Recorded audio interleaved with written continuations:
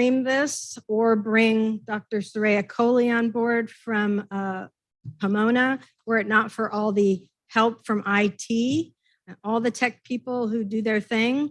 And the lead on this is, of course, Faust Gorham, but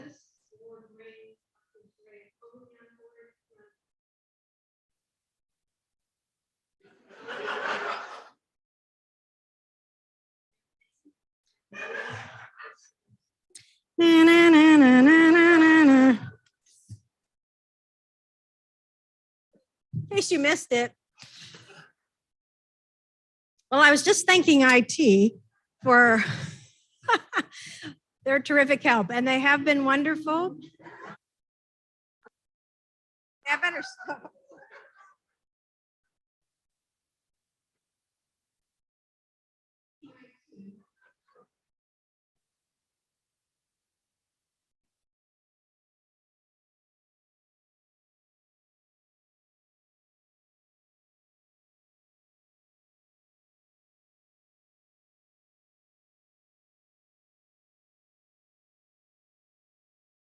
I'd like to make another joke, but it's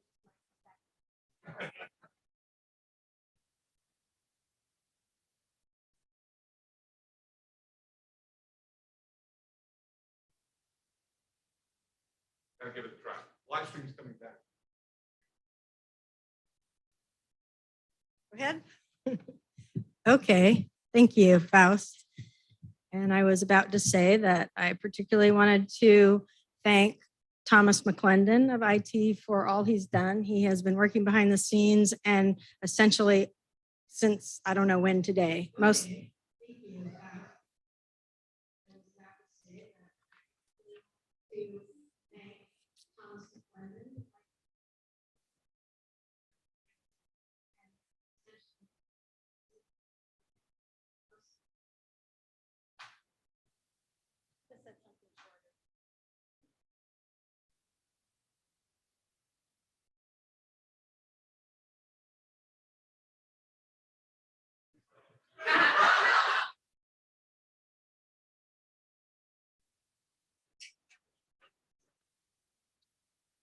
Only I thought of that. Just one, two. Yes. Test 1, 2.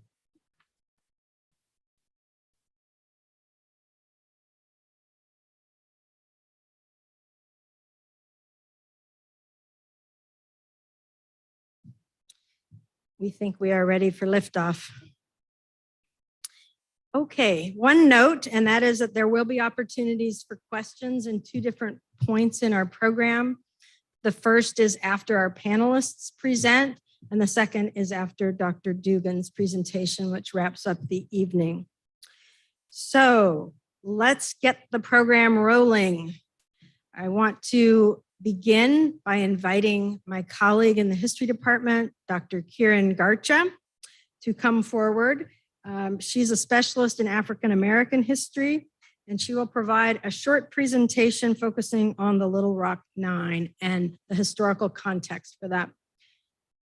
Dr. Garcha.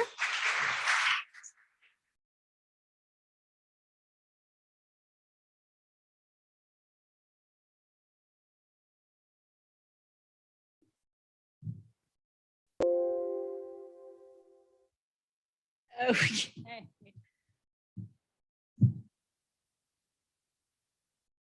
Can everyone hear me okay? Awesome. All right, great. Good evening, everyone. All right. Thank you, Dr. Vivian, for the introduction. I also want to thank my colleagues, my colleagues on the Public History Institute's planning committee for putting this together. I want to thank Dr. Zalesny, Provost Harper, for sharing their time with us. I know time is precious, so thank you for being here. I also want to thank our panelists and speaker, Drs. Mitchell, Coley, Wallace, and Dr. Dugan for making this event a reality. So thank you. All right, so I'm going to try my best. I have a lot to say, but I know we're limited for time, so I'm going to try my best to move through this quickly. Let me just make sure I know. Okay, awesome. All right, so a little over a week ago, I was among many folks in the community that were privileged and honored to hear Carlotta Walls LaNier speak, the youngest member of the Little Rock Nine, speak about her experiences in this critical moment in our country's history. And among the many inspiring aspects of her talk, one comment in particular stood out to me, and it's less of a comment as it is a single word she used to talk about her experiences. Someone in the audience asked her, how did you get through it? All the hardship, the hostility that was coming at students from multiple directions. And she replied by saying, it took grit. That's the word she used. And it really stood out to me. And I thought, in the context of the civil rights movement, there's a powerful history behind this tiny 4-letter word, right?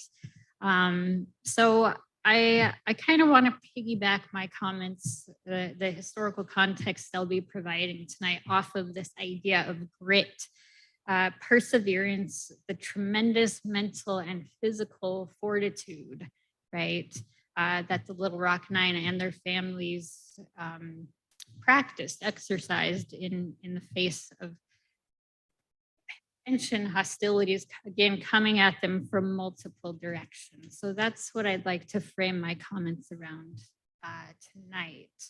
Now, I'm going to skip over that slide. For West Coast kids, such as myself, it's always useful to have maps. Anytime you're trying to figure out the geography of any place outside of California. How many of you in the audience have been to Arkansas before? Oh, wow. Okay, quite a few folks. How many of you have been to Little Rock, Arkansas? Okay, almost just as many. Well, I didn't realize how smack dab in the middle of the state that Little Rock is. It's like they built the state around the central city of Little Rock. So the push for equal access to quality education for Black children in Little Rock, Arkansas goes back decades before Brown v. Board of Education in 1954. Over a long trend of conflicts between local civil rights leaders, community residents, and the city's governing elite. And in many ways, the policies pursued by civic leaders over this period typified those of the South in the era of Jim Crow segregation. In cities and towns across the South and outside of the South as well, local politicians often understood the provision of education to white children as a civic responsibility to be shouldered by Southern taxpayers. And at the same time, they expected private philanthropies and Black parents to assume a significant proportion of the costs of educating Black students. That was certainly the case in Little Rock, Arkansas. For decades, Little Rock school officials relied on Northern philanthropy and fundraising efforts by local Black residents to supplement inadequate public funding for Black schools. And over time, Little Rock's Black parents grew tired of the burdens imposed by a system of partially privatized, poorly funded, and segregated Black schools and sought improvement through equalization and integration. And a key example of this pattern can be seen in the cases of 2 schools, one of which we've all been hearing about in the past couple of weeks, and this is Central High School. It was originally named Little Rock High School, but became renamed later on, which was established in 1927. And Dunbar School, which was both a junior and senior high school, established 2 years later.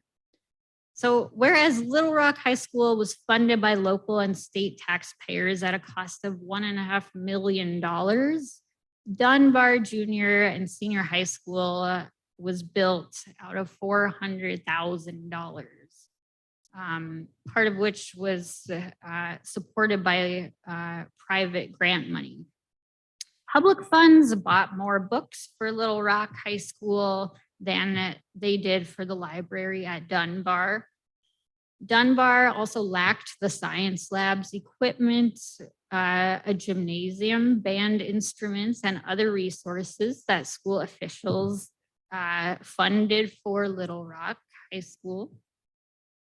And in 1938, Black residents began asking for a gym and a health center at Dunbar, with no concessions by school authorities, who only 6 years later suggested that the residents look for private funding for these facilities.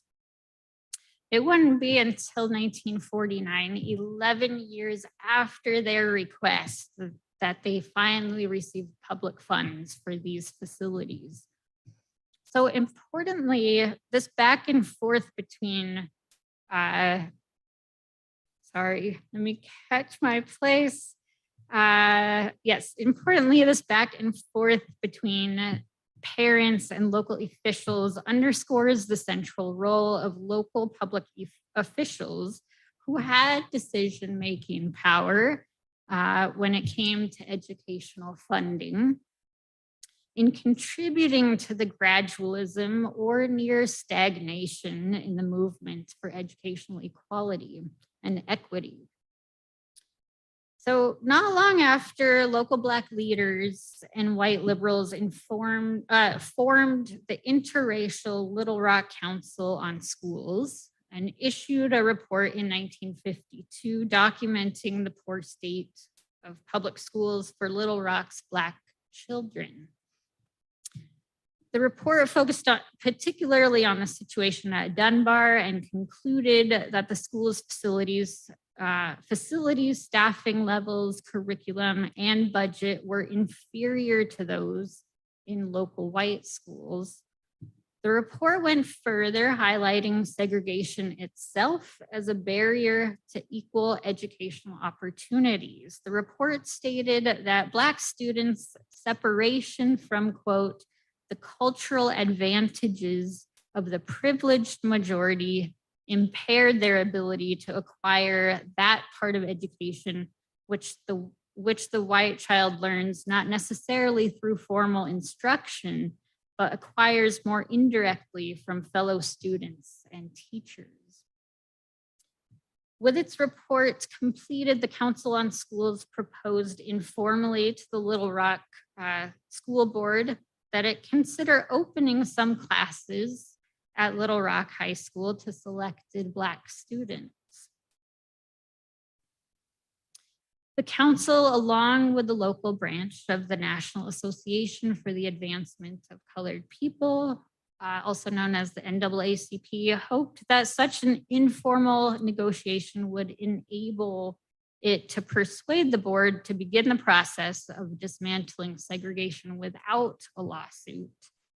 And how did the school board respond? Well, it refused to meet with the council first and foremost.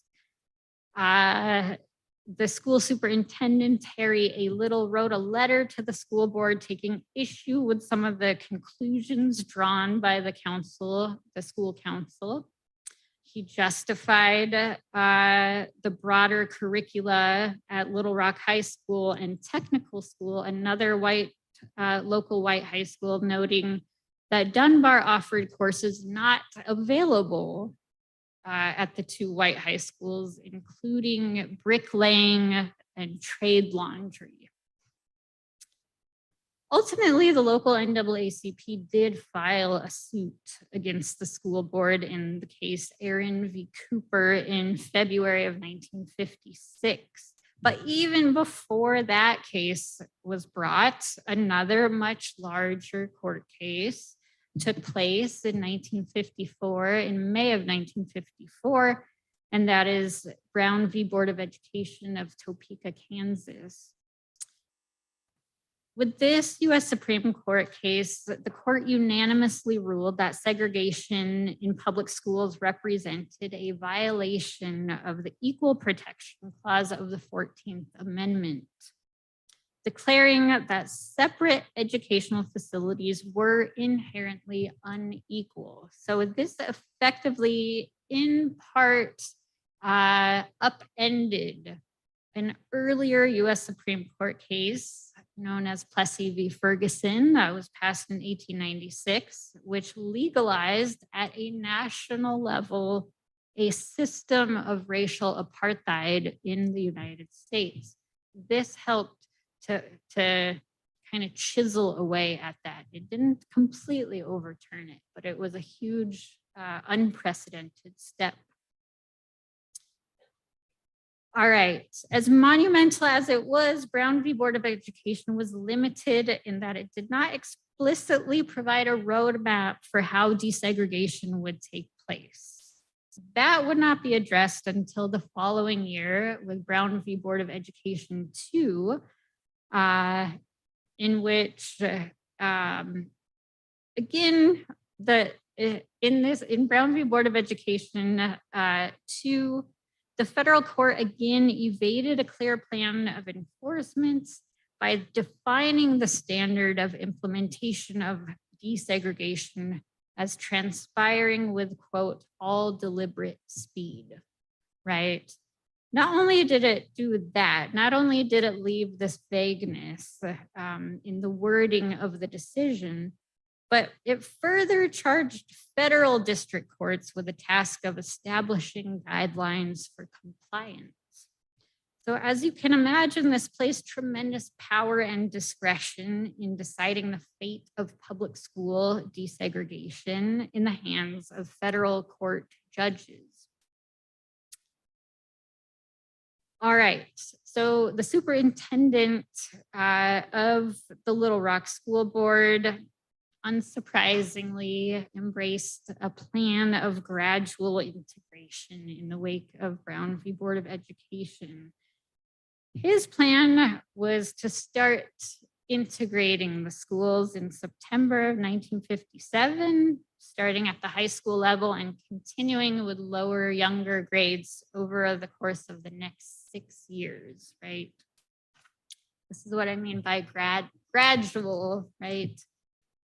I mentioned earlier that the local NAACP did sue the school board in the winter of 1956. And while the federal judge overseeing that case ruled in favor of the school board with its plan of gradual integration, because the federal district court retained jurisdiction over the case, the school board's integration plan now became a court mandate. So they had to eventually abide by their plan of gradual integration, right? Okay, I'm keeping my eye on the clock here. So on September 4th, 1957, the group that would become known as the Little Rock Nine arrived at Central High School for the first day of school as part of this integration process. Along with an angry mob of white students and parents that had descended on the school's campus, the 9 Black students were also met by troops from the Arkansas National Guard, as we see in the image here. These troops had been ordered into Little Rock 2 days prior by Arkansas Governor Orville Faubus to prevent the children from entering the school.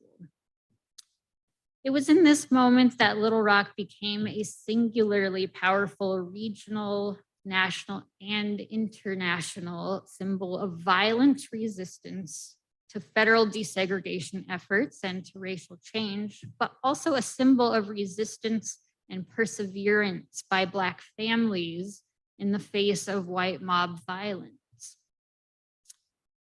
After a federal court injunction forced the governor to remove the state troops from Central Rock High School, Little Rock police attempted unsuccessfully to prevent mayhem when the Black students entered the school campus again on September 23rd. This time confronted by a menacing segregationist mob that included over 1,000 white students, parents, and a group of white women who formed something called the Mothers League of Central High School, which collaborated with local white supremacist organizations, including the Citizens Council. After escorting the students inside the building, by midday, local police officers felt that they could not adequately protect the students. So midday, that school day, they ended up taking them all home for their safety. So they didn't make it fully through a full day of school. The following day, on September 24th, President Dwight D. Eisenhower asserted federal authority by federalizing the Arkansas National Guard and deploying 1,200 members of the 101st Airborne Division to Little Rock. Under the protection of these federal troops, here's an image of the members of the 101st Airborne Division. Under the protection of these federal troops in military gear and equipment, the 9 students were escorted back to Central High School for the first full day of school on September 25th, 1957. So it's a powerful image when you think about federal troops being deployed into a school campus just to make sure that children can attend school, right? One of the most interesting aspects of the case of the Little Rock 9 and how it played out has to do with the timing of it all. The tumultuous events taking place in Little Rock were unfolding against the backdrop of a global Cold War.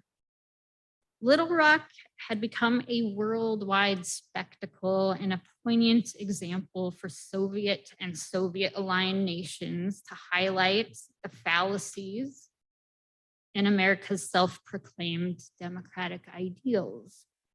And Eisenhower was very aware of this. In fact, there's another layer to this story. At the same time that the state and federal government entities were dragging their feet when it came to legally dismantling America's system of racial apartheid, the federal government was sponsoring a project of cultural diplomacy in which it hired world-renowned jazz musicians to perform in newly emerging nations across the globe as goodwill ambassadors who would promote the notions of liberty and freedom through music. I know some of my students in here have heard of the jazz ambassadors. In fact, in the wake of Orville Faubus's deployment of the Arkansas National Guard to Central High School, one of these jazz ambassadors, pictured in this photograph here, Louis Armstrong, who had been touring various countries as a representative of the cultural diplomacy program and as someone who identified with the civil rights movement in the South, he publicly denounced the governor's actions as well as Eisenhower's foot dragging. He had already visited Ghana in 1956 on the eve of its independence, but when the US State Department asked him to go on tour in the Soviet Union and South America, he declined. It wasn't until after Eisenhower sent those federal troops into Little Rock to ensure that the students would be able to safely enter Central High School, that that Armstrong eventually applauded Eisenhower for doing something. He sent the president a telegram praising his actions and indicating that he might change his mind about touring for the State Department, noting, quote, "If you decide to walk into the schools with the colored kids, take me along, Daddy. God bless you." So this is a telegram that he sent to the President of the United States. May 25th, 1958, Ernest Green of the Little Rock Nine became the first African-American student to graduate from Central High School. Unfortunately, the story doesn't end here. For the next year, over the following year, there was a lot of continued infighting at the local level between parents, local officials, school board officials about how to desegregate the school. I see Miriam giving me the sign, the watch sign. So I'm not gonna go into all of that. I do have a clip, if we have time, that I would like to play. And this is, again, Ernest Green, the first Black student to graduate from Central High School, reflecting on his experience. So if we could play that clip, please. The local newspaper, the Arkansas Gazette at that time, indicated that the Brown decision was going to change the face of the South forever. I remember those words. And I thought to myself, good, because I think the face of the South ought to change. I will not force my people to integrate against their will. The governor of the state, Orville Forbes, decided that he was going to use Central as his point of resistance. None of us of the nine anticipated that the resistance would be as strong as it was. The night before we were to go to school, the governor called out the Arkansas National Guard, unbeknownst to us. And when we appeared at Central the first day, the National Guard was there to bar our entrance and let white students go into the school.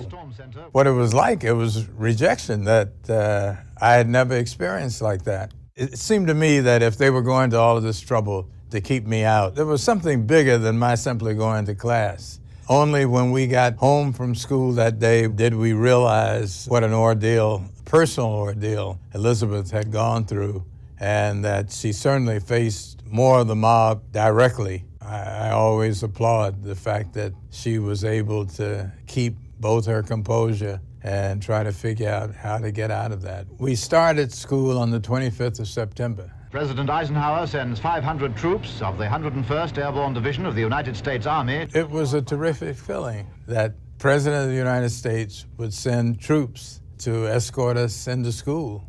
I didn't know what was going to happen after that. It was like going to war every day. You had students who tried to use as much verbiage as they could to intimidate us. We had threats and comments that, we would be killed. For all of us, we decided that this was a year that we were going to support each other. We were going to try to do as well as we could in our academic work. Some were a lot smarter than me, but I also was determined that this year I was going to graduate from Central. The principal of the school told me at one point along the way that I didn't have to come to the ceremony. They would mail me my diploma. And I thought, listen, I didn't go through all this to pass up the ceremony. Maybe the world thought that after Little Rock, everything is going to be fixed. And one of the important pieces, I'm sure I don't need it to remind anyone, that the history of slavery in this country makes it very difficult to overcome a lot of issues on race. We're a long way from being perfect, but we certainly are not what we were when I started out. I believe that our participation at Central is one of those many steps that's gone to change this country for the better. Okay, so in closing, I just want to say just quickly, in the context of educational equity, it's not lost on me that I teach Black history and I'm not Black. I think it's important to acknowledge that. It's important to acknowledge that I'm taking valuable space that could be held by someone who is Black, right? And I think it speaks importantly to the national problem of Black faculty and students being underrepresented in post-secondary education, right? We know that students do better in school when they're able to work with and learn from mentors and teachers who look like them and who share similar life and cultural experiences. So as we continue to grow as a campus, I think it's important that we keep advocating for more Black faculty and Black retention and graduation.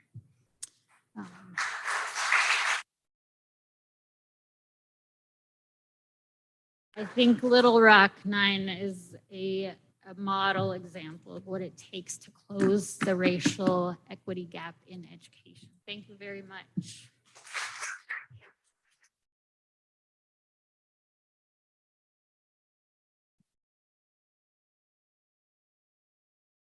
Thank you, Professor Garcha, for your valuable insights and your remarks and that terrific clip, which I think in a very vivid way helps bring that terror really home that those students experienced.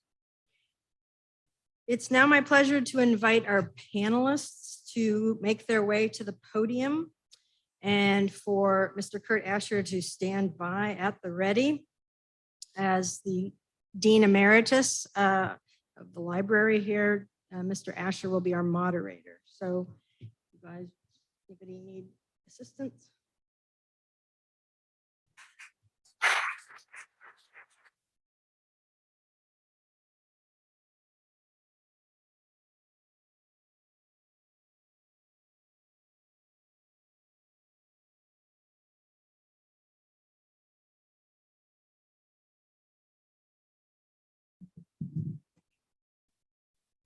I know we're here to hear their remarks, so I will keep introductions fairly brief, but all three of these panelists have had very impressive academic careers, and I think I would be remiss if I didn't acknowledge that, at least in a small way. So Dr. Horace Mitchell was the 4th president of CSUB and served here for 14 years until his retirement in 2018. So there are many of us still around who remember him fondly. Having earned his academic degrees from Washington University in St. Louis, he served as a professor of psychology at UC Irvine, where he also held administrative positions. From there, he was an administrator at UC Berkeley before arriving at CSUB. Dr. Soraya Coley, with advanced degrees from Bryn Mawr College, is currently president of Cal Poly Pomona and its first female president.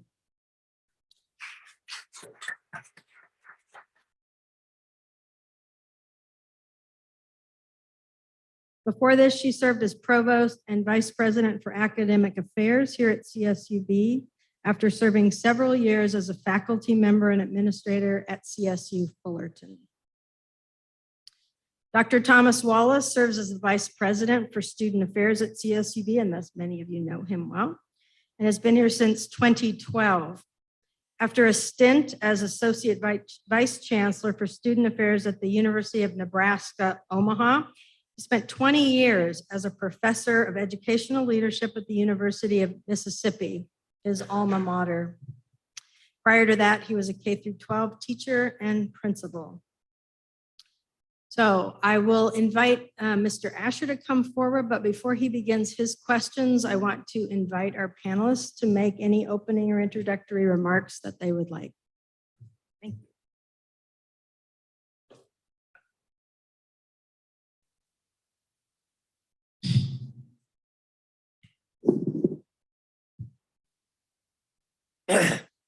Thank you very much, Dr. Vivian, and thank the Public History Institute, and thank you, Madam President.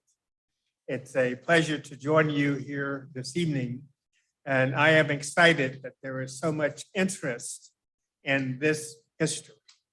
It's very important history. And in order to know where we are now, we obviously need to know where we've come from. And from that, and from our experiences today, we need to project how it is that we will move forward beyond the current circumstances. There's been progress, but there's still a long way to go. What I'd like to do is to make some opening remarks, and at a couple of points, it's going to overlap with some things that you said. So I'm going to make that part really short.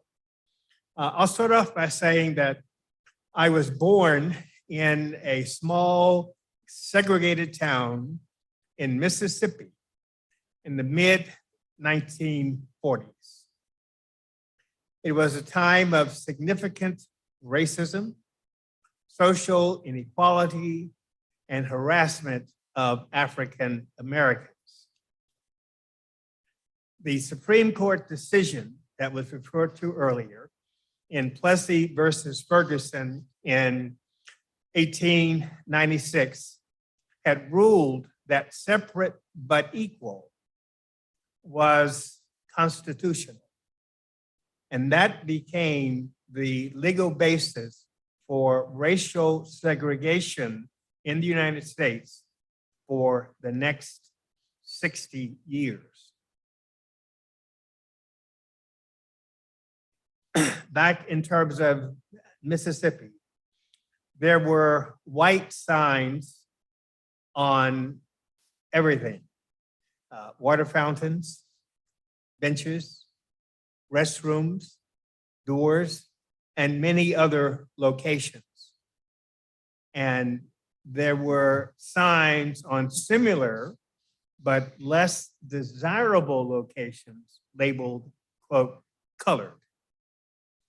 And part of the set of Jim Crow laws, as they're referred to, required that Black people sit in the back of the bus, the back of the train, the back of the movie theater, and all of those kinds of things. In addition, there were frequent reports of Black men being lynched across the state of Mississippi and in other southern states.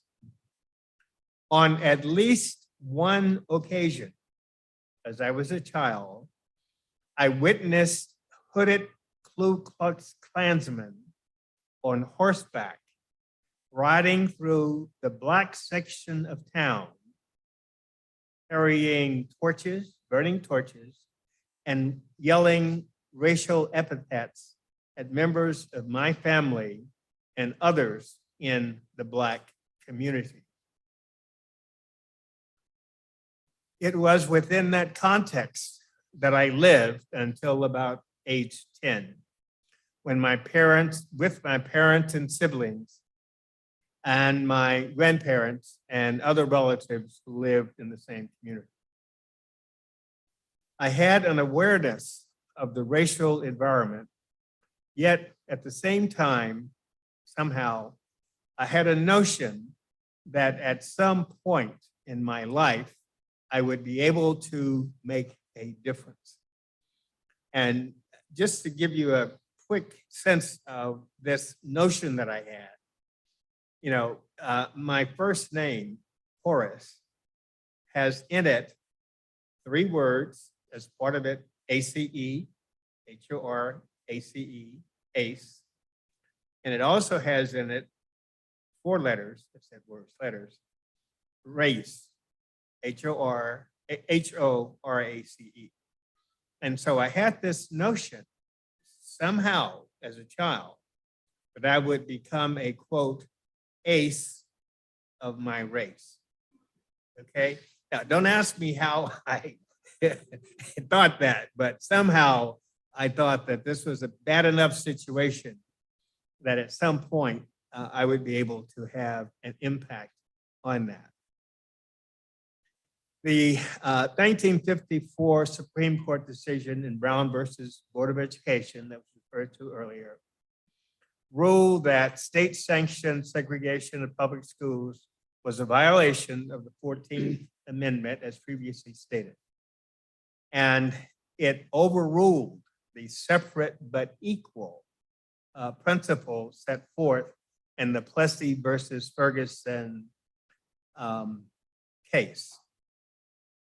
And it also signaled the end of legalized racial segregation. 1 year later, again, after, as was pointed out, the court ruled that schools needed to desegregate with all deliberate speed. And as we all know, the struggle did not end there. It was, and this would come up in one of the questions, but I included it in what I'm saying here. It was the lynching of Emmett Till, a 14-year-old Black boy visiting Mississippi from Chicago in 1995, only 48 miles from where we live, that led to my parents' decision to move the family from Mississippi to St. Louis in order to search for a better life. And I want to add one last comment about this. There were efforts to get an anti-lynching law passed before the lynching of Emmett Till. His mother's decision to have an open casket at his funeral created widespread awareness of that particular case and that crime. And the funeral director wanted to, make that his face look better. And his mother said, no, I want the world to see what they've done to my son. And that created a lot of press, a lot of magazine articles, etc. And that fact and her taking that position on his funeral really intensified efforts to get an anti-lynching law passed. Took a long time before that happened. And so after more than 65 years, Congress passed the Emmett Till Anti-Lynching Act, which was signed by President Biden in March of this year. You see how long that took? Okay. So, and I would encourage you to, if you have an opportunity, and I don't recommend movies, but Barbara and I had the opportunity to see the movie Till, which is the story of not only the lynching of Emmett Till, but also again, his mother's struggle to deal with it herself and to let the world know what had happened to her son in order to get justice. So I recommend to you that you see that film. It's currently viewing, and Barbara and I saw it last week, and it has a lot of personal meaning and points of reflection for me with that situation having occurred so close to where my family lived. Thank you.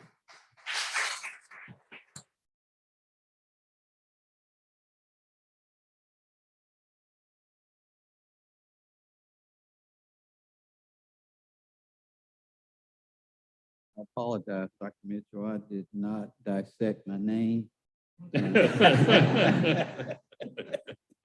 Maybe I should. The civil rights movement is considered the time from 1954 to 1968. It was a tumultuous time for many Black Americans. while Brown versus Board of Education of Topeka, Kansas was decided in 1954, it was not until 1969-70 that the segregation of schools occurred in most of the South and some of the eastern cities like Boston. After attending segregated schools in grades 1st through 8th, I was in the 9th grade before attending an integrated school. Under court order busing, I attended Airways Junior High in Memphis, Tennessee. As a high school student, I attended integrated schools in St. Anne, Illinois, and Hernando, Mississippi. I was involved in sports, chorus. I was elected senior class president and Hall of Fame. In pursuing my bachelor's degree at Northwest Mississippi Community College and the University of Mississippi, I never had a Black professor. It was not until I pursued my master's degree that I had my first Black professor. My grandmother was a pioneer for civil rights and worked to establish systems of justice that would be fair to all people. I'll reserve my other comments for the questions that will be asked. Thank you.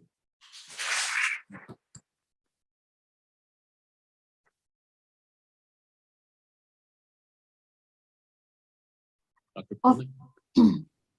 well, first of all, it's good seeing everyone, and thank you so much for accommodating me. I was planning to be there in person, but I had an unexpected reaction to receiving a COVID booster shot and a flu shot simultaneously, and so I am just now kind of getting equilibrium. Again, thank you so much for inviting me. And Kurt, it's great seeing you. Haven't seen you in a while. And also, I want to thank our president, your president, and also Dr. Vivian to welcome us. I know that you've got a set of questions that you wanted to present to us, and so I will integrate some of my comments, reflections on my background in the questions that you ask. So, Kurt. Thank you. So first question I was going to start with is something that has been talked about a little, actually quite a bit, but I think you can give some more personal perspective here. While Brown versus Board of Education was decided in 1954, it wasn't until the mid to late 60s that many Southern schools were desegregated. I think it may be hard for people to understand the barriers and restrictions that African Americans faced in this era, and not just in school, but in life in general. Could you talk a little about your experience going to school and living under segregation as a child? I'll start. As I said, I lived in the early days in a small segregated town in Mississippi, and I went to the Booker T. Washington Elementary School. All right, and there was not at that point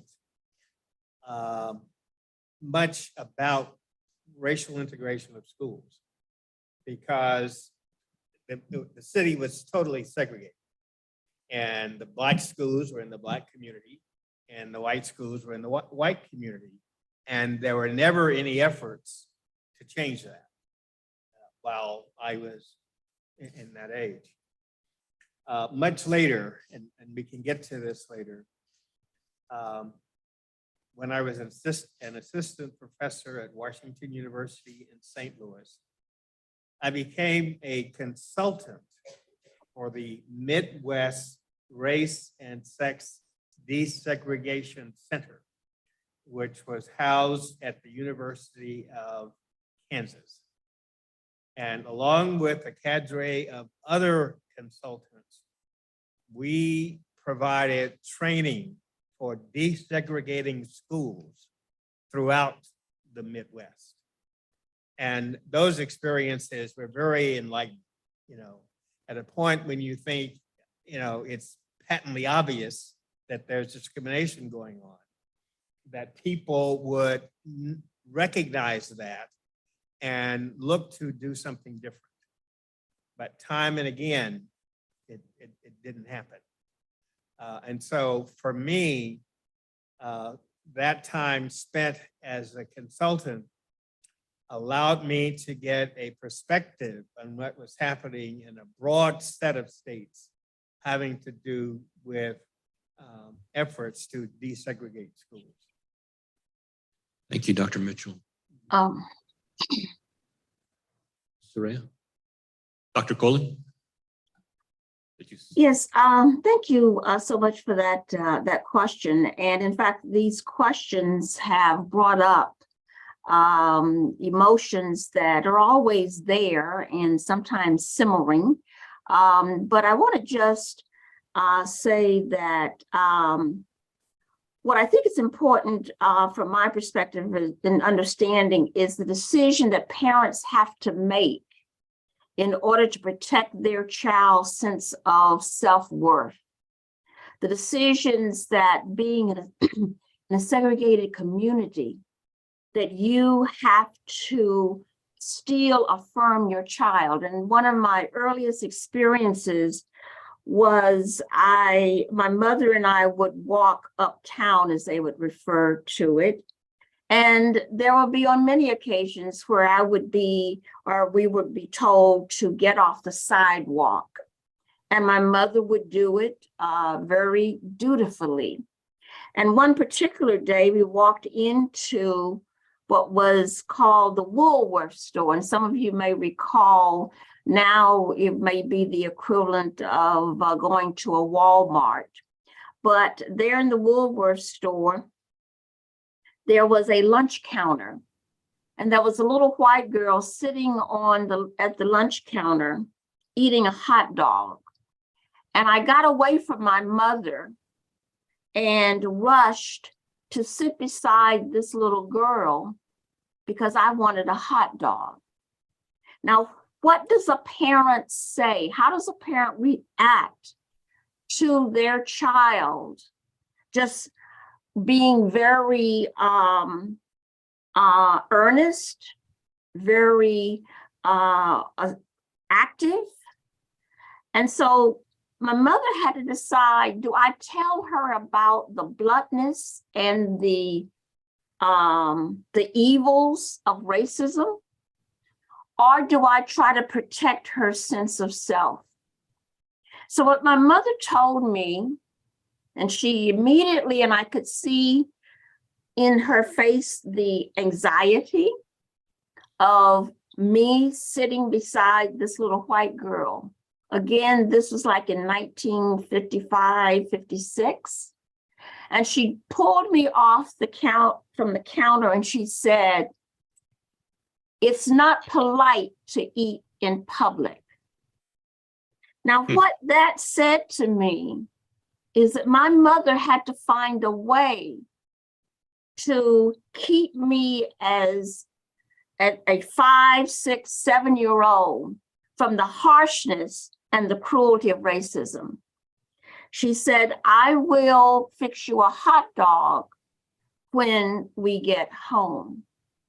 And so when you talk about the experiences of going to school and living under segregation as a child, the challenge for African-American parents, the challenge for the all-Black teachers is to provide some sense of emotional self-worth, of knowing that you are okay just the way you are. And that is a challenge for parents protecting their child. And I recall as we would travel to my grandmother, again, 6, 7 years old, and I think it was referenced that I would get on the bus and I would immediately sit on the front seat. And my mother would say, "Well, we're going to sit in the back because I brought food, books, and games, and we don't want to disturb the driver. Now, it's very clear that by the time I was 9, 10, 11 years old, that I understood what was happening. But what I appreciated about my mother was every effort for as long as she could to protect my sense of who I am and my sense of worth. Now, anybody that knows me, I used to have to commute from Bakersfield to the LAX. And I was always the first one on the bus sitting on the front seat because it was very clear to me, it was symbolic. I would get to the bus station a half an hour ahead of time to sit on the front seat. But that's where and it has changed since we supposedly have the laws that ban this, but we know that it is still a challenge for parents, for communities to protect their innocent children from all of the negativity that one experiences. And while you don't see the billboards as I did driving that says the N word, you don't see the Klan as I did, you still know that in so many people, it's still in their hearts. And that's the challenge that we have as a society. How do we continue to make clear the connections that we should have in order to have a stronger society? Thank you, Dr. Kohler.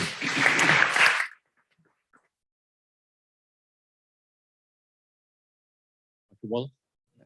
As I stated earlier, in grades 1 through 8, I attended segregated schools. If you noticed, I did not say kindergarten because we didn't have kindergarten. It just started with first grade. And so grades 1 through 8, what we had was a quality school. And when I say that, sometimes people misunderstand that segregation means that you didn't get the quality education that you deserve. We got a quality education.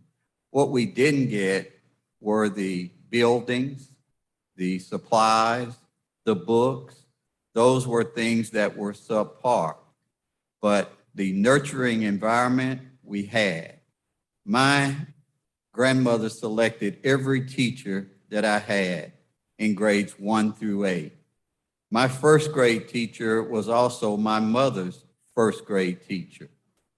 So the experiences that we received were very good. But what integration brought was the fact that we needed buildings, we needed labs, we needed transportation.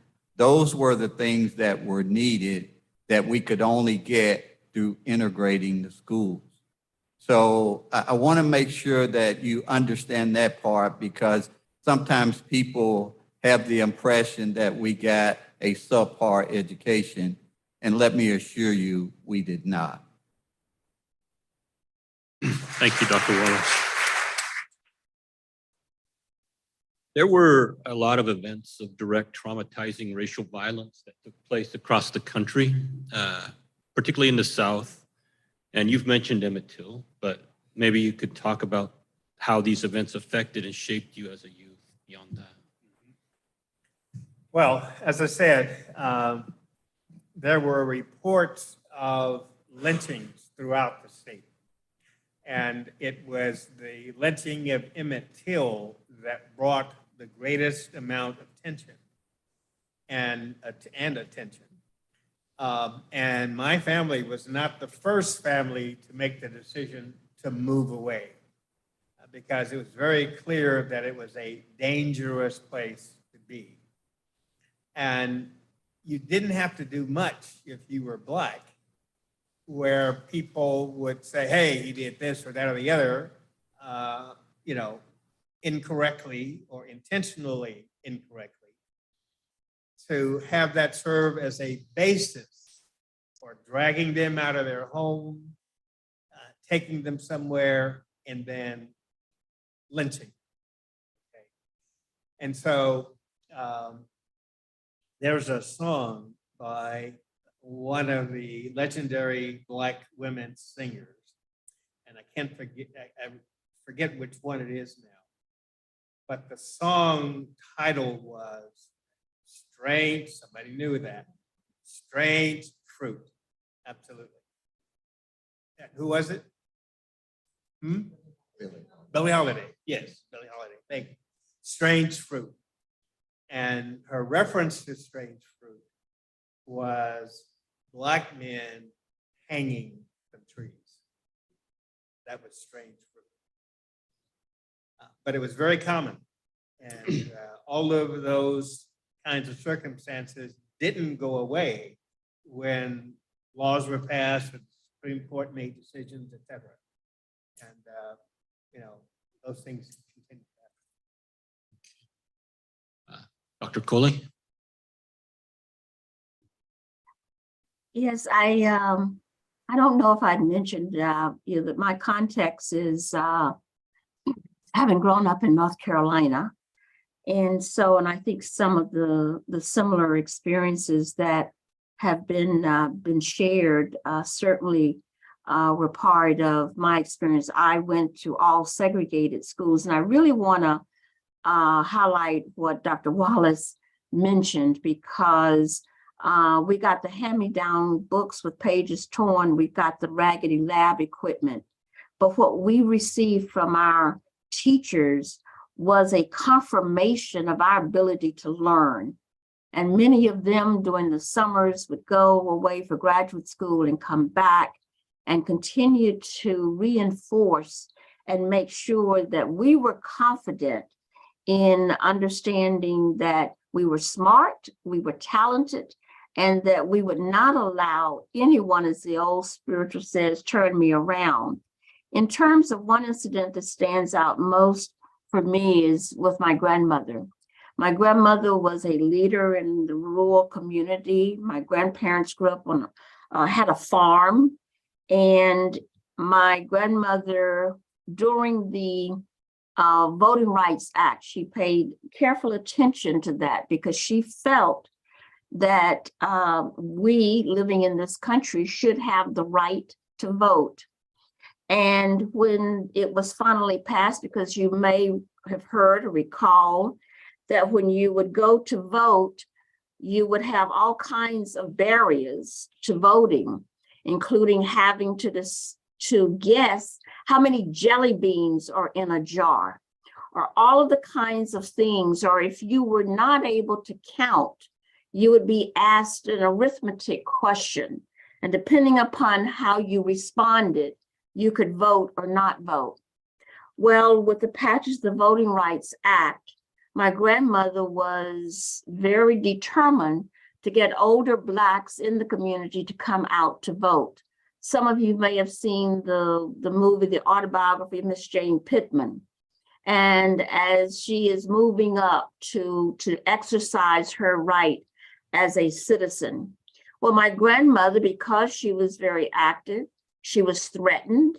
And so we were very concerned about her safety.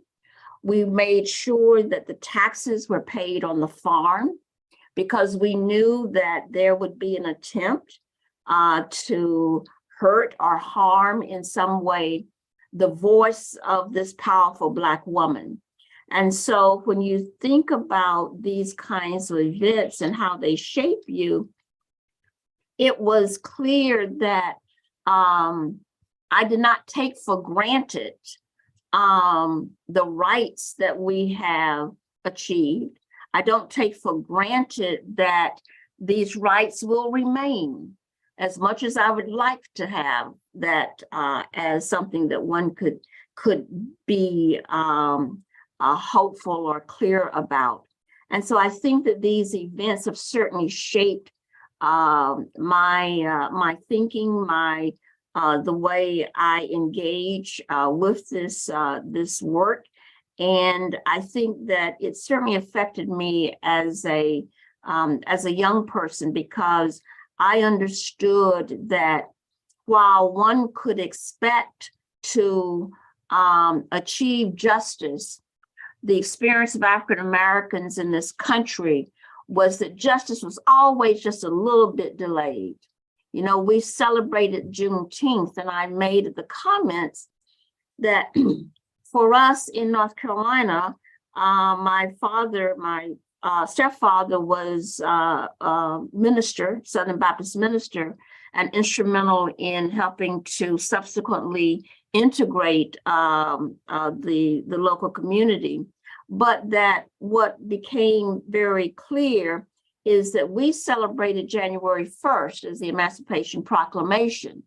A lot of other folks celebrated Juneteenth, and what we understood is that Juneteenth was about delayed justice, the emancipation. This is 5-6 months even after it had been signed. And even after Juneteenth, there were 2 or 3 other months before full quote unquote freedom was allowed. So these stories help to see the continuity across many generations, and it also propels us to continue this important work.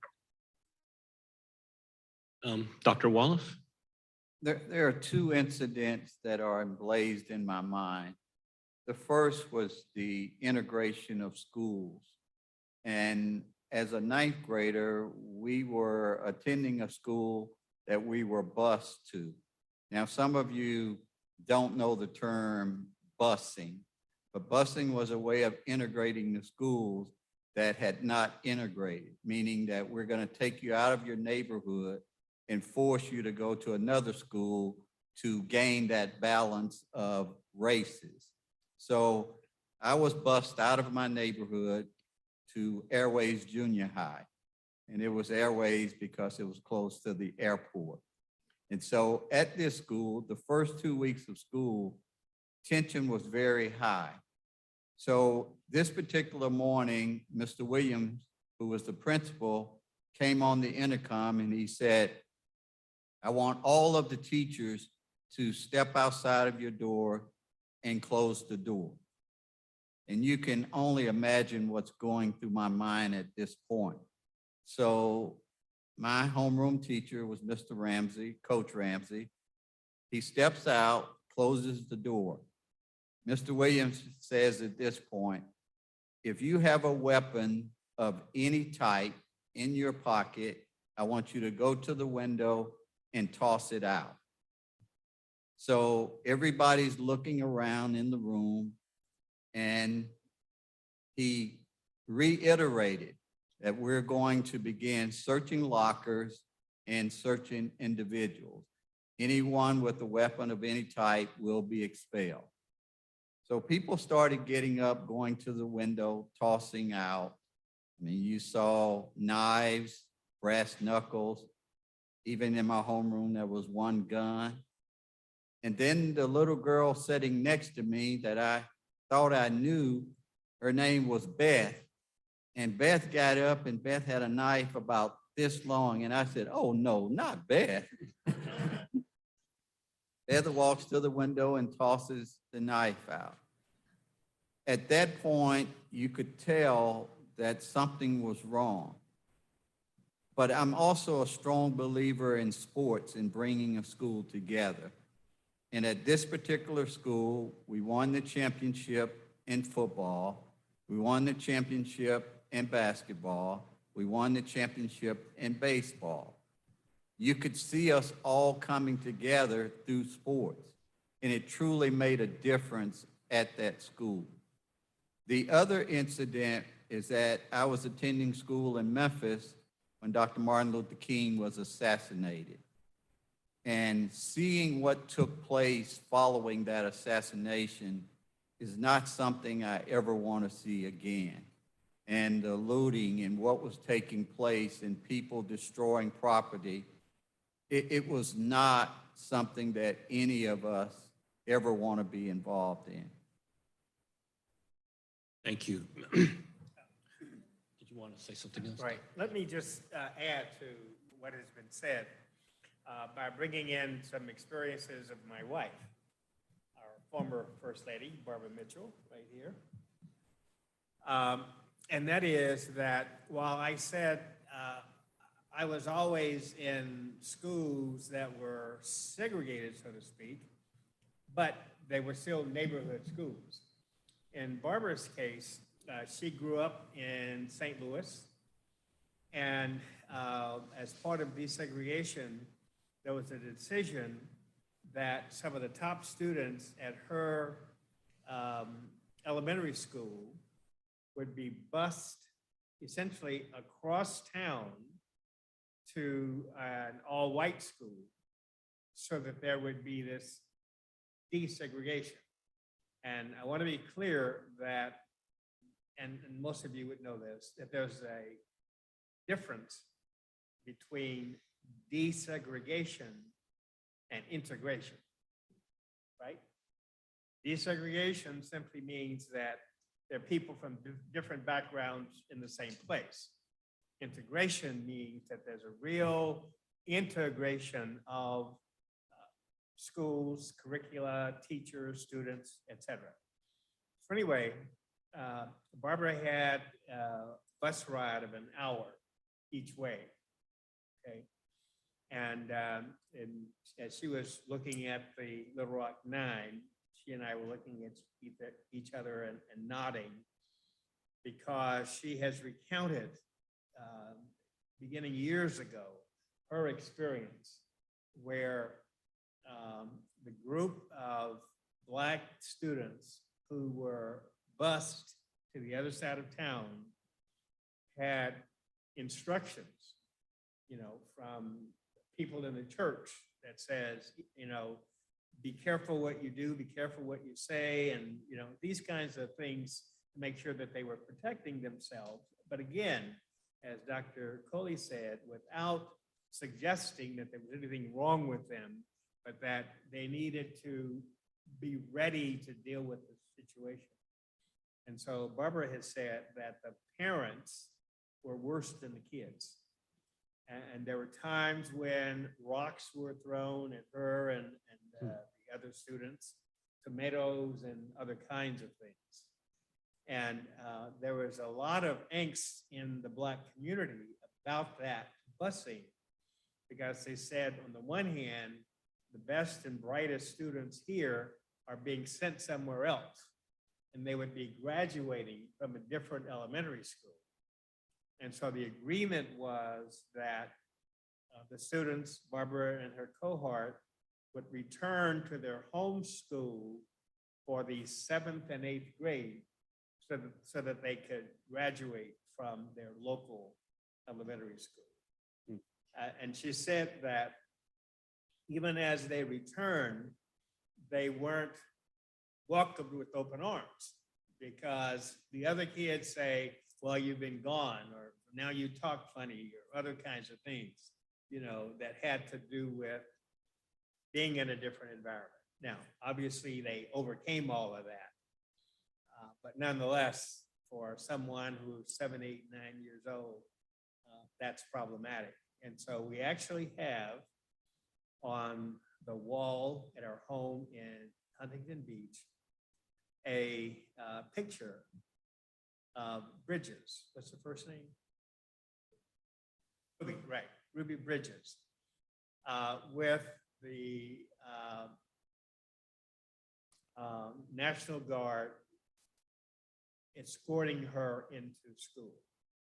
And that was the kind of thing that Barbara remembers very, very vividly, so much so that when we saw this particular art piece, she says, we got to get that. And it's been hanging on our wall for years. Anything else on this? Okay, next question. Saraya, you've talked a bit about the family, child, parent relationship, but I'm going to ask this question now. Could you talk a little about your parent-family relationships and how they tried to shield or protect you from the injustice of segregation? I guess we'll go in the same order. Oh, go ahead. I'm sorry. Go ahead. Dr. Well, I Cole. think I'll defer to my fellow panelists. I think I've just, you gave a couple of examples. I would note that for me, I felt very blessed to have the family that I did, who really worked to make sure that I felt okay about myself. I also, growing up in a segregated community with, when I looked at the power dynamics over me, when I looked at what success looked like, again, I'm talking about as an elementary school child, my sense were, the teachers who looked like me, the accountability from people who looked like me, the encouragement from people who looked like me. And so from nursery school till 12th grade, it was all segregated. And so I and my stepfather, who was instrumental in desegregating the town. In fact, one of the debates that I remember my mother and stepfather having was that as they were integrating Goldsboro High School, my stepfather, as one would have expected, wanted me to be in that first class.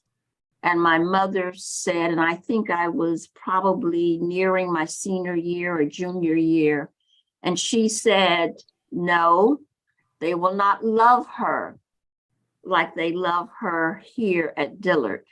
And so I finished my 12th grade year in the segregated school. There were certainly classmates that I had that were part of the, as you talked about earlier, with the integration of Central High and others. But there was a clear, what was inculcated within me is that you do not take freedom, justice, access for granted, that it will always be a struggle, and that you have to find, regardless of your role, you have to find ways in order to make sure that the values that you hold dear and the ability to open doors for others, that is underpins your work, whatever your job is. And so I really value the way in which my parents and family members really work to shield, but at the same time make blatant the evils that were all around. And that's a challenge for parents. What do you say to your child that you're okay when everything around you, as they talked about the water cooler, and some of you who know me can imagine that I was a pretty precocious child, and always I remember the fear that was exuded when we were in the bus station. There were two water fountains, the colored water fountain and the white water fountain. And the colored wasn't working, so I went to the white one. I can't tell you how many folks were rushing to grab me, to take me from the white water fountain. And what do you, again, imagine what you as a parent, how do you say to your child that you're still okay, but society says you're not? And I think that's, in so many ways, while it may not be as blatant as it was then, that's still what is facing our country today. How do we affirm our children regardless of background? How do our institutions affirm our children regardless of background? When you're in the classrooms, how do you say to a child that is insecure or may be different from other classmates that you belong? And so I appreciate the values that were incorporated within me as a very young child. Thank you.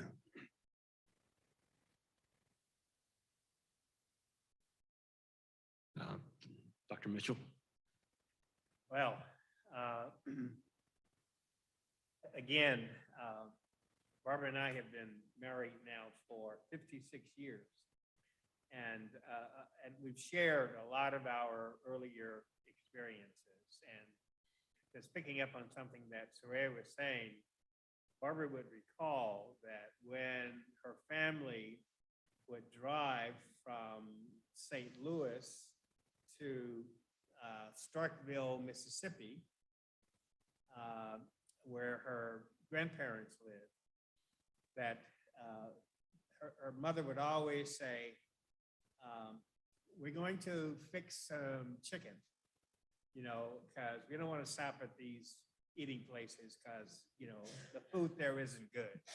You know, same sort of thing that Soraya was saying.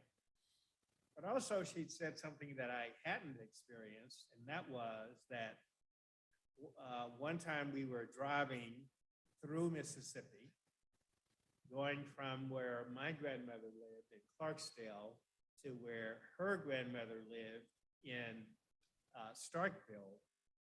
And one of the kids turned on the interior light, and Barbara jumped, no, you know, turn that light out, you know, because people will see us.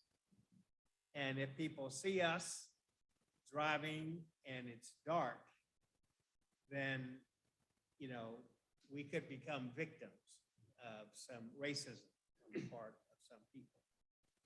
And so the thing was that you always drove with the lights out in the car. Most people do that anyway, but sometimes, you know, there's a need to turn the light on in order to find where the drumstick is and the chicken box or something like that. But again, you know, there is this sensitivity that you have to have, and you have to have a way, as Soraya was saying, to explain it to kids without suggesting that there's something wrong with them. Nice. And so these things happen all the time. Dr. Walls, can he? Yeah. My grandparents protected us. During the week, we didn't expect to go anywhere that was not school related or church related. And we knew that to be the case, so we didn't ask to go anywhere. And that's why I played basketball, I ran track, I was in chorus. I figured I'm gonna get out of the house one way or the other. And so that was the best way for me to get out. But I also know that they were protecting us. We did not need to be out, and they understood that. But they didn't say that to us directly. They just had their way of protecting us. I see. I think we're out of time for the questions from me, so we'll turn it over to the audience now. And if you have any questions for our panelists, there's a microphone right there, and please come up and speak.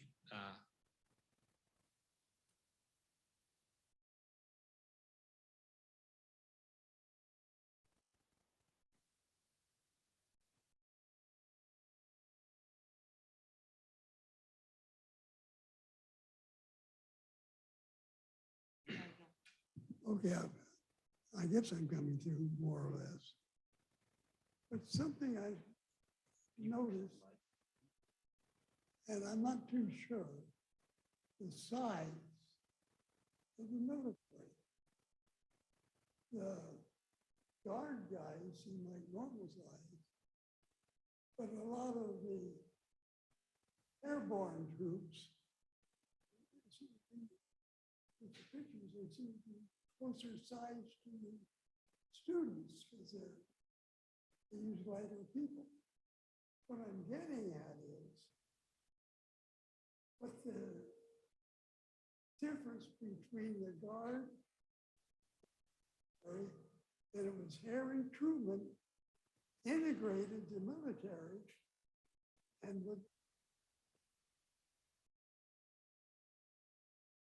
I didn't see any black troops, but I also assumed that at their regular base, there's a million where they were integrated.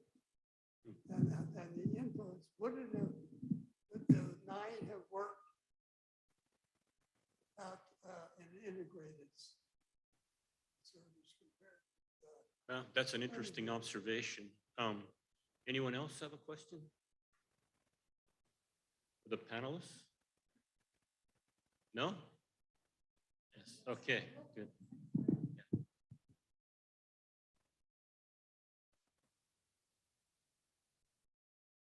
Oh, thank you. Okay, hi. So I got to see Carlotta speak last week, and obviously I'm super white. So she said this quote that I really love. She had to get an advanced degree in Black people, and she just wanted white people to get a GED in Black people. So if you had one most important thing that you could share about what you would want us to understand, what would that be? To understand about, The Black experience, yeah. that's interesting. You raised that question. When I was teaching in the counseling psychology program at WashU, and I created a course on seminar and counseling minority students, and predominantly Black. And so this one student asked me, what can I do short of reading a book or taking a course to learn more about Black people? And my sense was, at least you can do that, because it isn't something that just pops up. You got to pay some attention to it. And it involves looking at oneself in context, as well as the broader context. Now, I think that didn't answer your question directly, but if you could state it again, I want to do that. Yes.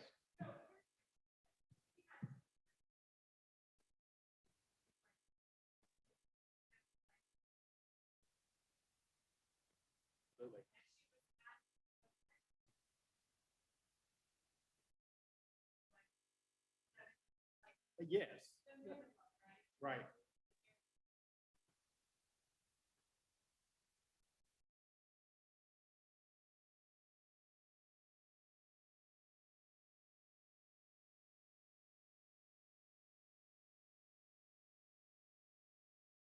And I think a lot of people have that kind of view and just don't want to take the time, or they say, well, you don't have to take get as much education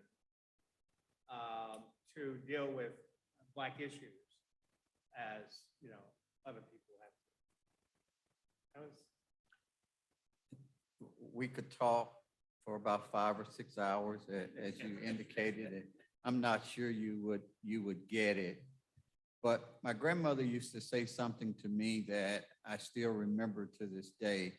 She says, no one is better than you, and you're not better than anyone else. If we all thought in that way and operated and treated people with respect and dignity, I think all of us would be better for it. But it all starts with respecting who you are, but also respecting others.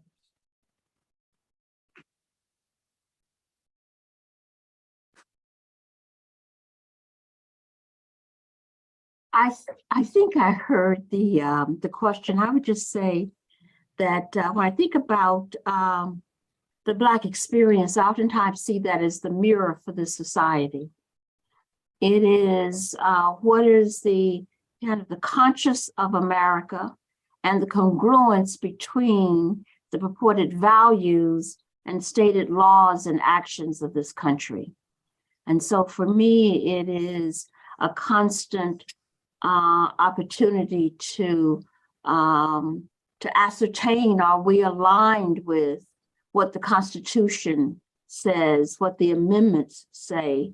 Are we aligned with the what the interpretation is around what it means to be equal in this society, regardless of race, ethnicity, background, gender, and all of the things that might see us as different, but there's an intersection, and is that intersection of being in this one America and what that means with all the rights and privileges of the society.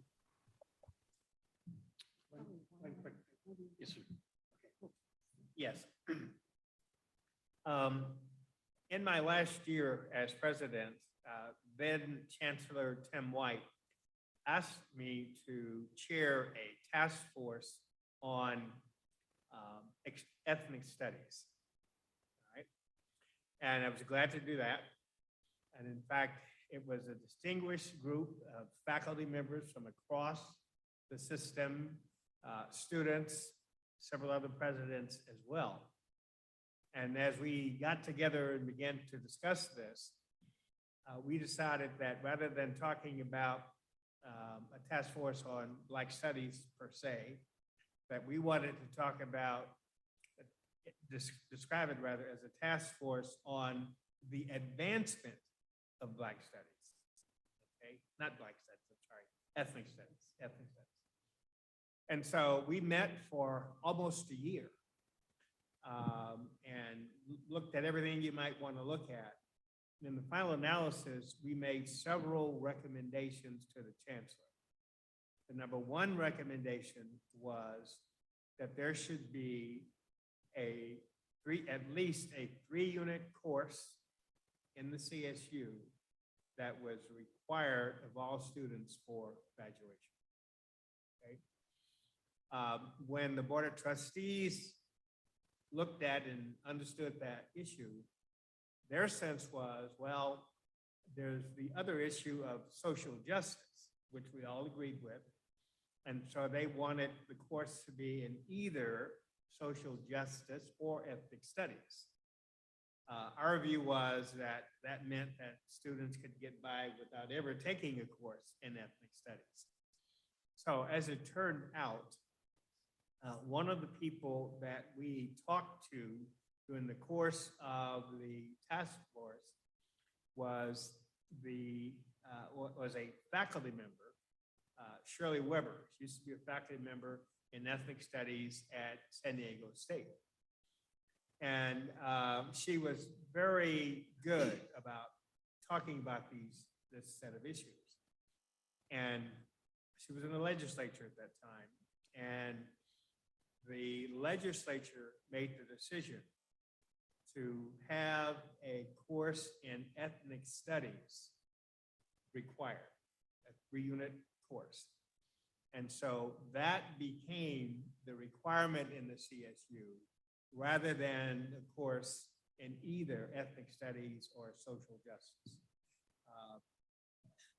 Again, most of us felt that,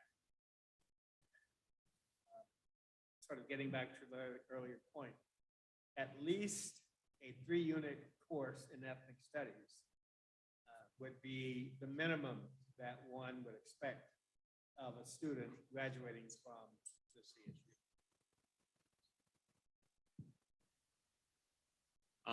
Are there any more questions? Well, I think there are Oh. quite a few, but we are pushing 7 o'clock and Okay. we have a really important component of our program that I would hate for people to drift away from before we have Dr. Dugan to speak. So I do want to say, and Kurt and Chris can confirm this or deny, but I believe that most, if not all of our fabulous panelists have been interviewed for the CSUB Oral History Project.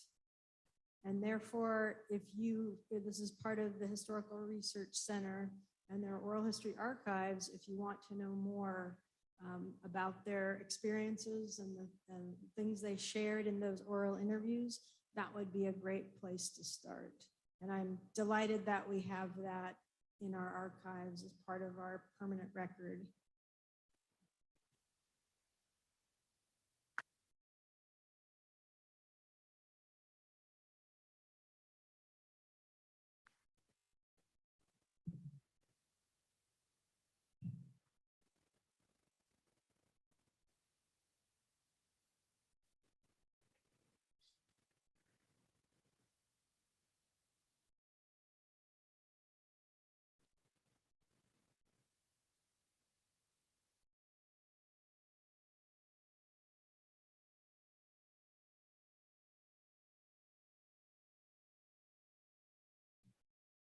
on Star Trek or something here.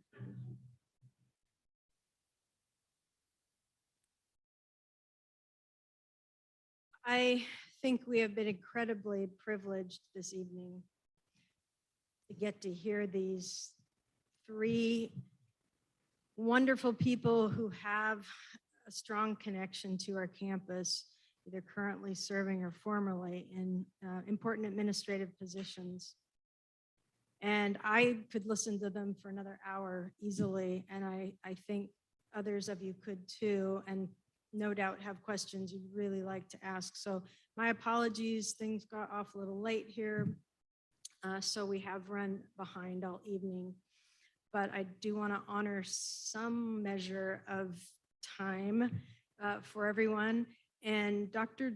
Dugan was really gracious about her willingness to talk about sort of where we are now. What is the state of education for Black students here at CSUB now? And so I would really like to give her the opportunity to share what she's done. She can say a lot more about it. And I don't know how much, there might be one question afterwards. But before she comes up, could you just join me in giving a heartfelt thanks to our panelists? And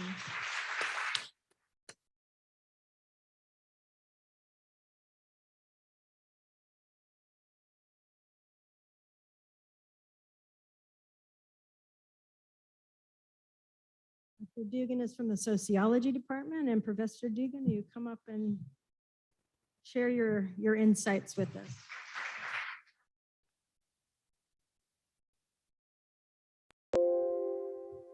I even set my timer, so this is an empowering thing to do, is to lift the mic up to, and a clicker and everything. So thank you, Dr. Vivian, for that introduction. And I want to thank the Public History Institute and the committee for inviting me this evening.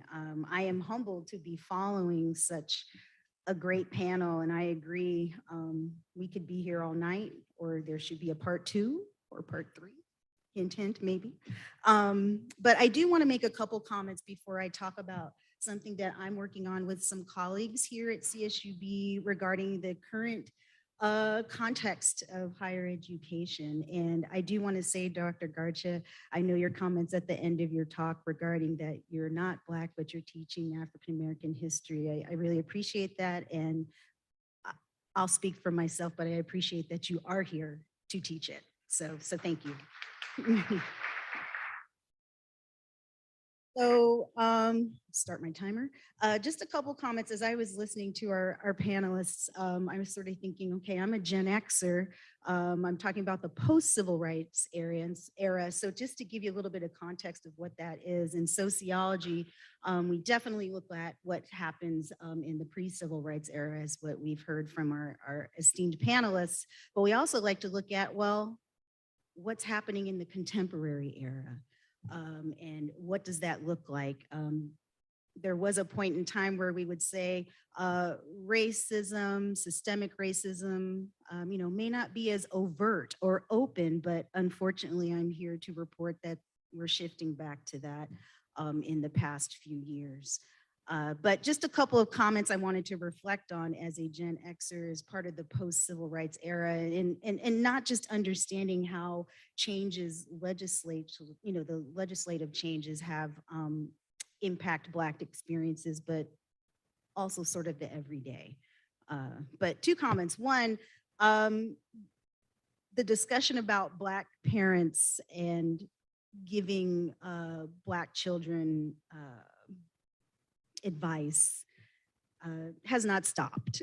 That's not something that's a pre-civil rights era context. I remember my parents giving me similar messages growing up outside of St. Louis in the Metro East as a military kid at Scott Air Force Base, telling me, it's something we say in sociology, it's called racial socialization. So we have a socialization process where you learn all the norms and values and practices in society, but there's something else with racial socialization where you learn how to navigate spaces, right?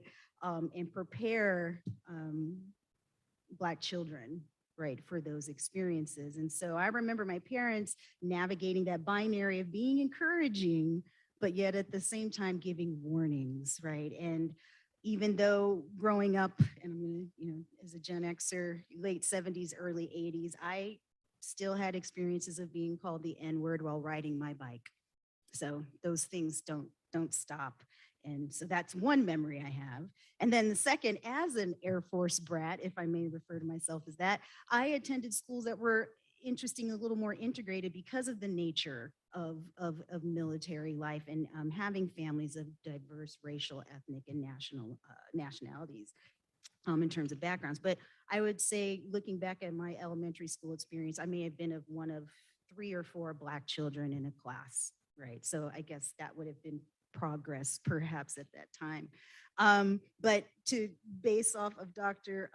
Wallace's experience of saying how he did not have a Black teacher, I believe you said until your junior college experience, right? Or when was master's experience, okay, excuse me. It's not lost on me that I have had Black students within the past year tell me the same thing who attend this university, that I am their first Black, not professor, Black teacher ever in 2021.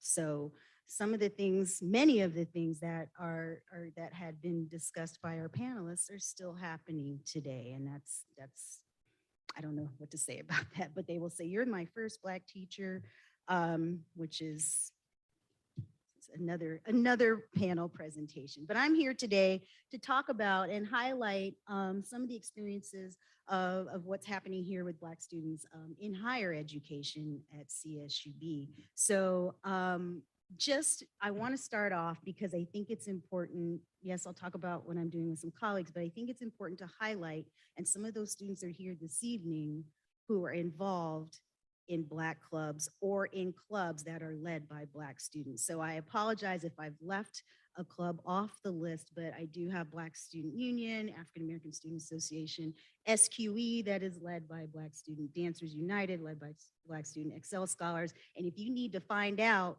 what other clubs exist, go to that link and find out. So I do want to acknowledge if there are any Black student club leaders in this crowd, please stand up. Do not be scared or shy. Thank you. And I know, I appreciate you. I just want to give you that shout out and acknowledgement. And I know the Black Student Union, you all just, I think, returned from the AV campus, if I'm not mistaken, today to visit Black students at our campus in Lancaster. And so I wanted to give the Black student clubs a mention because in addition to the context of a post-civil rights society, we also have context of a unstable economy and the elephant in the room, the pandemic, and putting those aspects into context as well. And what that means, not just for Black students, but for all students, but in particular, what was that experience like for Black students on our campus? And so just to give you some fast, quick stats. I wouldn't be a sociologist if I didn't do that. I couldn't find data for 2020, but if you look at roughly from fall 18, a little bit pre-pandemic and now post-pandemic, we've held about the same percentage. There is a slight drop in fall 2021. I'll be interested to look at the fall 2022 data. And this is from the Fast Facts document from IRPA on campus. So so I every year I try to look and see what that percent is relative. So for fall 2021, out of over 10,500 students, there are 421 Black students. So just to put that in perspective. So while I love statistics and quantitative data, I'm here today to talk with you a project that I'm working on with some colleagues in regard to look at what we might say more qualitative data to get at the deeper experiences of Black students at our campus. But that data, I just wanted to present to you all to give some context in terms of the trends.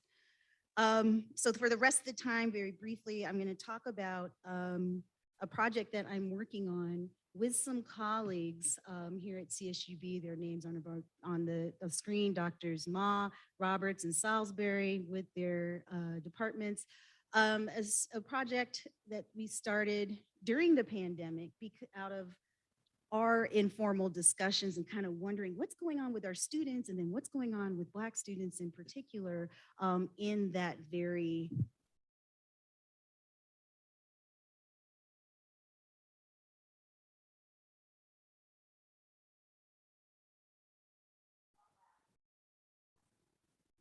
no, but that doesn't help the does that work?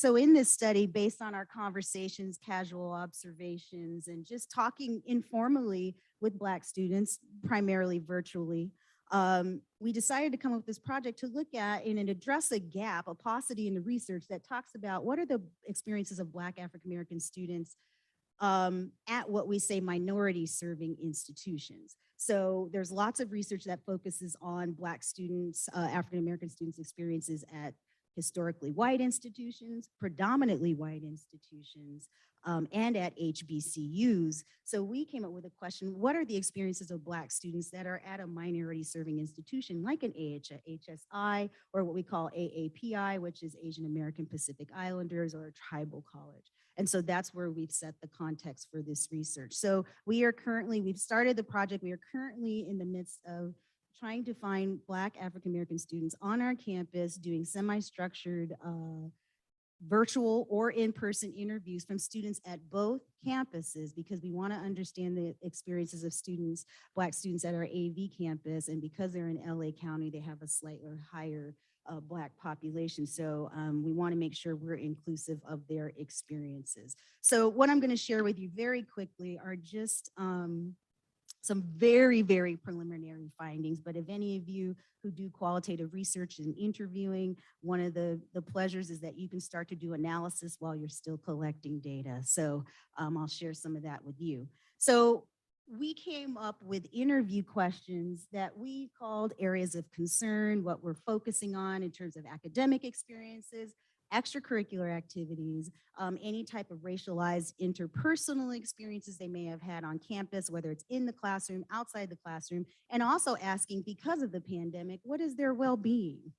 Not just academically, but emotionally, socially.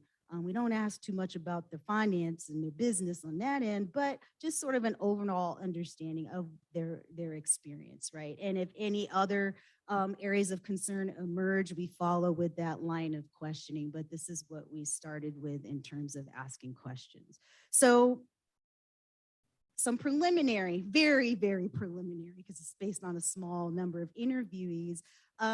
One, you might say thematic areas. One is that what came up a lot was learning during and I'm saying after the pandemic, in a waning pandemic perhaps. And a lot of that struggle was how to navigate course modalities, bridging connections with professors, things like that. So I could go into more detail, but I don't want to talk too much because we still need more data on that. However, there was a lot of discussion about extracurricular involvement, and in particular, developing connections with Black students or redeveloping them, right? So how can we start to build those connections back to feel more integrated on campus, and not just in a racial sense, but also feeling like you're a member of CSUB, right? Students talked about they've had opportunities for academic support and mentorship on campus and talked about that. Even one student having the experience of doing some research during the summer, working with a faculty member. So those things are there. And this came up, discussion of having more Black-centered events on campus, such as this one, but also perhaps having the presence of a Black cultural center on campus where it would sort of house events, have staff there. So those were some of the things that students also said they would like to see on campus and that increased opportunity. So one theme that, and this is echoing what we've heard already, is that some students stated that they want to see more people who look like them. And we've heard that phrase before, but the phrase is still being said. So here's a couple quotes from students that I took from the data, and it said it would motivate Black people, and he means Black students, to try to be more successful in their grades and stuff like that. If we saw a Black teacher being successful doing what they're doing. So this idea of representation is still very, very important, right, in terms of students. They also talked about also seeing other Black students in their classes, which they don't see many, and we're still in this weird modality of virtual and in person. So it's still a little messy, for lack of a better word, but for some students who have majors that are in NSME where they don't see a lot of Black students like them, that's something they're trying to figure out and navigate. But they also did talk about developing mentorship opportunities despite not having Black faculty. So that's an important part. And then another quote that a student mentioned, and they said, because I'll be honest, I will like a mentor that looks like me because they know how it feels to be me.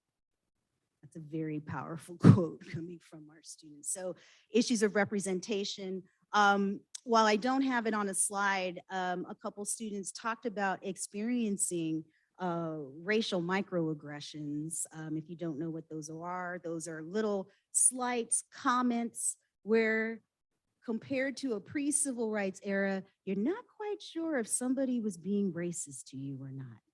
Where you leave the interaction thinking, was that racist?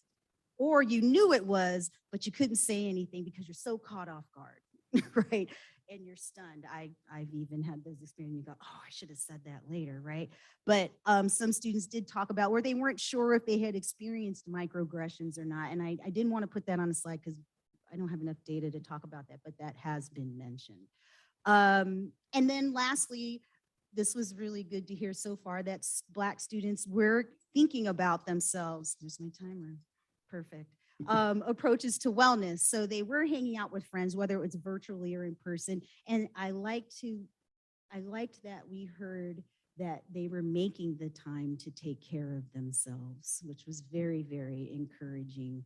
Whether it's playing video games or you're playing with someone else who's, virtually, or doing breath work, eating healthy. They talked about these things. So it was great to see that students were taking proactive steps to take care of themselves due to the stressors of the pandemic, potential racial microaggressions or what have you.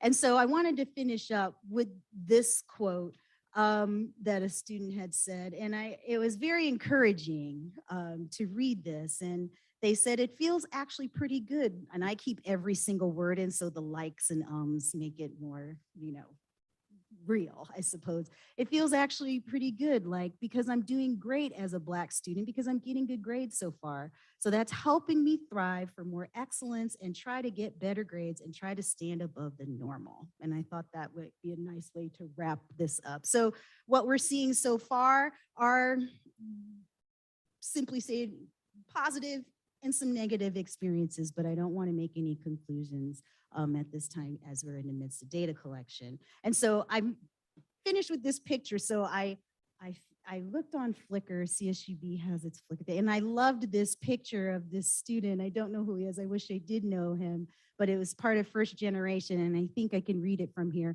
I'm first because I get the chance to change a cycle of struggle and turn my degree, I think, help me out, Dr. Vivian, it says, intergenerational wealth for my family.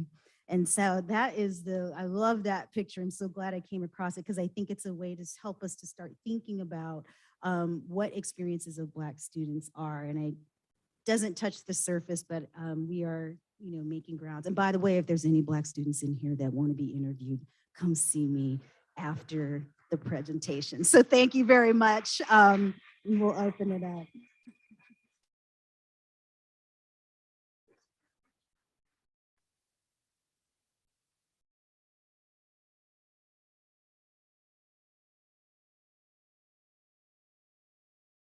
I want to have us thank all the participants this evening, scholars, administrators, those who shared their early experiences in life, those who brought their scholarly chops to help us better understand something that's not a relic of the past. It's something we're living with still. And there's nothing I could say that is as valuable, memorable, inspiring, or enlightening as any of them. So what I will say is, besides thank you to our, tech people working their magic, is please exercise your right to vote tomorrow if you have not already done so, because that is something we can all do to try to make change. So thanks everyone, and travel safe.